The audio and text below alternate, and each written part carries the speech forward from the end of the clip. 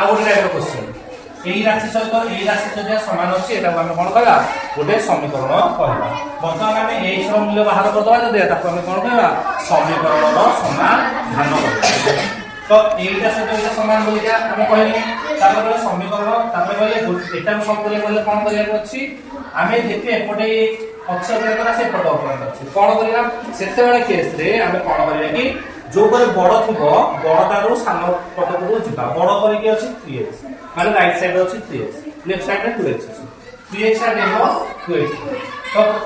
आउ एकोटा 8 ला एकोटा काहे कि मु आमे एई समाधान कला बेले आमे मन रखिरा अज्ञात राशि गोटे कर रखिरा आउ संख्या गोटे बुझ पाइलो तो अज्ञात राशि 3x है एटा 2x तो बतामे को 3x है आ कुछ लेखिले तापर 3x है 2x है 2 टा 2x प्लस थिला एपटे गला माइनस हे गला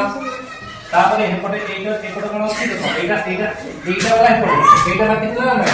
एटा एपटे गला कोन एपटे आछले कोन हो प्लस हो देखो 8 टा प्लस है कि 3 टा माइनस हो बुझला यस सर तापर कोन हो x 3x माइनस 2 गले x हो